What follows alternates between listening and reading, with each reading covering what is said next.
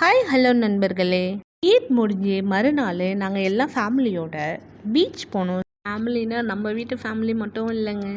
நாங்கள் எங்கள் அக்கா வீடு, தங்கச்சி வீடு, மாமி வீடு எல்லோரும் வந்திருந்தாங்க. எல்லா இடத்துலையும் சுற்றிட்டு இருந்தோம். கண்ணில் பார்த்ததெல்லாம் சாப்பிட்டுக்கிட்டு இருந்தோம் வாங்கி. நம்ம 4 பேர் 5 பேர் போனாவே சூப்பராக இருக்கும்.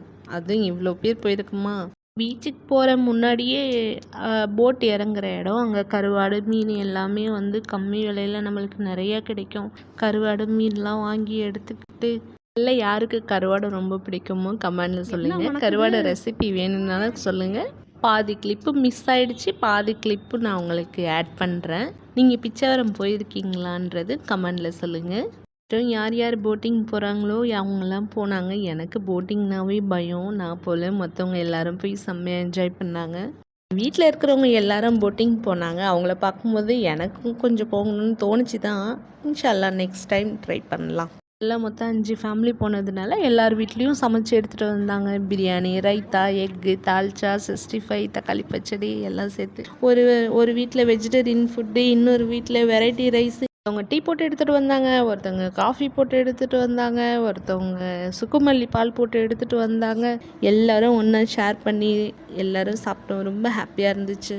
அந்த கிளிப்லாம் நான் ஆட் பண்ணலை, ஏன்னா அவங்களுக்குன்னு ஒரு ப்ரைவசி வேணும்ல, அதனால.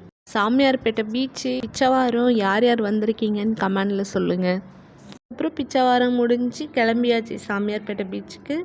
அப்படியே போகிற வழியில் ஒரு பாட்டி வாடா சுட்டுட்டு இருந்தாங்க. வாடானாலுமே எங்கள் வீட்டில் எல்லாருக்கும் ரொம்ப பிடிக்கும். அதுக்கப்புறம் அவங்கள்ட்ட கொஞ்ச நேரம் உட்காந்து ஒரு 1/2 hour பேசி அப்படியே அவங்க சுட சுட அவங்களோட சொந்த கதை, சோக கதையெல்லாம் சொல்லிட்டு இருந்தாங்க. அதெல்லாம் கேட்டுட்டு அதுக்கப்புறம் வாங்கிட்டு அப்புறம் கிளம்பியாச்சு. வாடா சும்மா சொல்லக்கூடாது, அவ்வளோ டேஸ்ட்டாக இருந்துச்சு. எறா வாடா நிறைய எறா வச்சு சூப்பராக சுட்டுருந்தாங்க. வாடாவோட டேஸ்ட்டை விட அவங்க கையில் வாங்கின ஃபீல் தான் ரொம்ப ஸ்பெஷலாக இருந்துச்சு. சாமியார்பேட்டை போகிற வழியில் அவங்க சின்ன கூரை கொட்டாயில் வச்சுருப்பாங்க. நீங்களும் வேணால் வாங்கி சாப்பிடுங்க, நிஜமாகவே ரொம்ப டேஸ்ட்டாக இருக்கும்.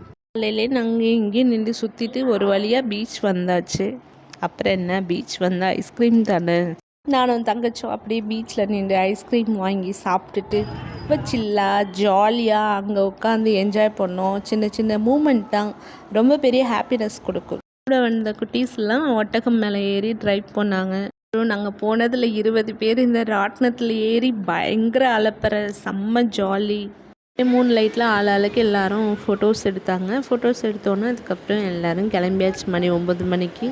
உங்களுக்கும் பீச் பிடிக்கும்னா கமெண்டில் சொல்லுங்கள். வீடியோ பிடிச்சிருந்தா லைக் பண்ணுங்கள், ஷேர் பண்ணுங்கள். மறக்காமல் நம்ம சேனலை சப்ஸ்கிரைப் பண்ணிக்கோங்க.